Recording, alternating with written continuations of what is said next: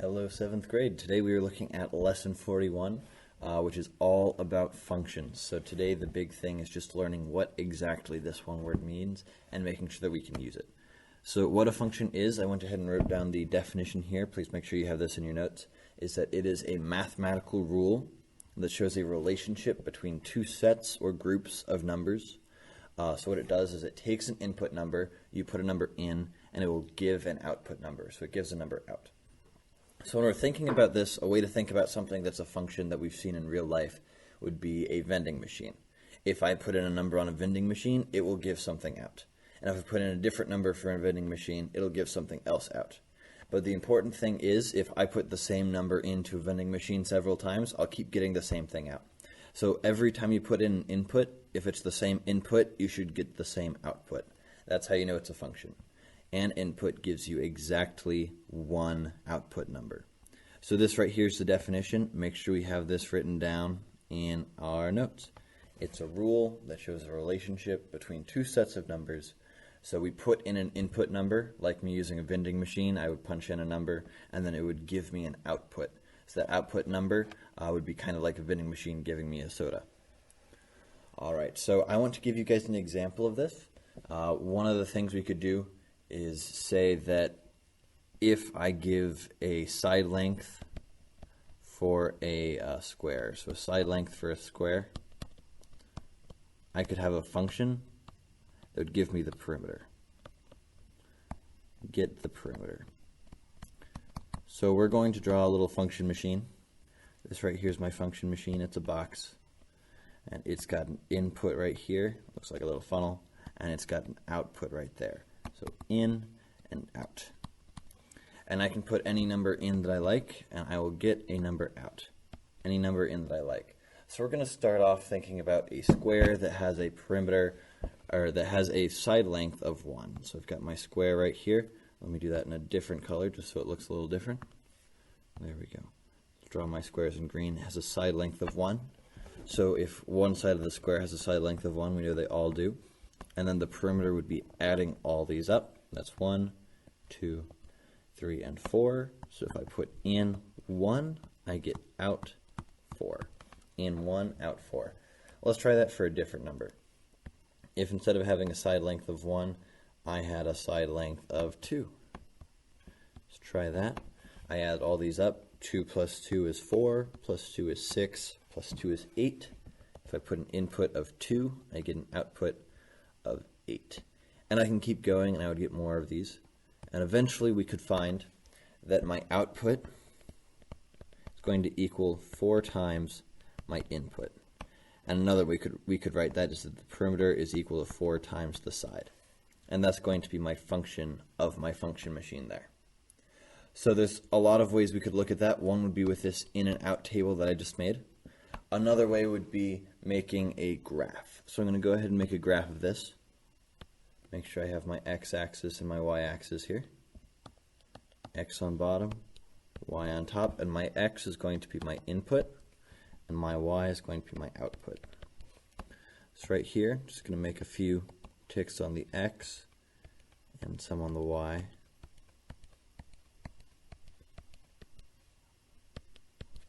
Should be enough there. And I know when my x or my input is 1, I should have an output of 4. So 1, 2, 3, 4, it would be right there. And when my input is 2, I should have an output of 8. So there's 2, 5, 6, 7, 8 is right here. So that would give me a point right there. And for 3, I would have 12, which is right here. So my function would actually be a line that goes up that way. So looking at this, we can see that it's a straight line on the graph, and if we have a straight line on the graph, it's going to be a function. So that's something that's really good to know, is that if you don't know, you make a graph. If it's a straight line, it's a function. It's also possible to have curved lines that are functions, but sometimes curved lines are not, so that's a little bit more tricky.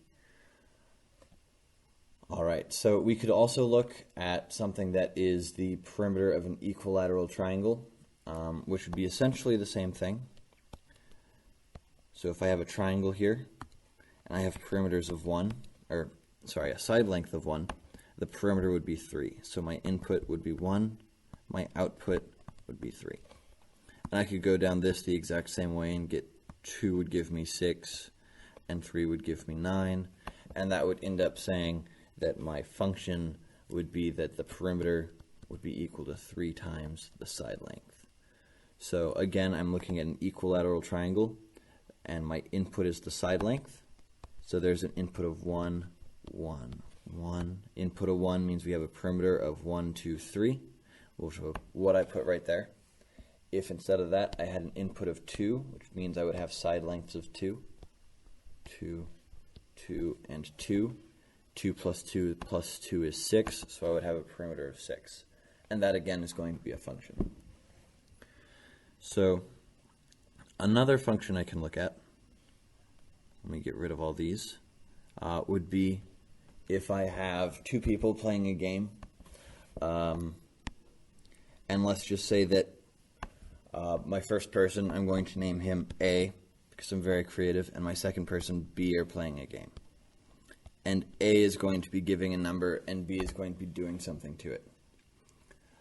So anytime A says a number, B is going to do something to it to get a new number.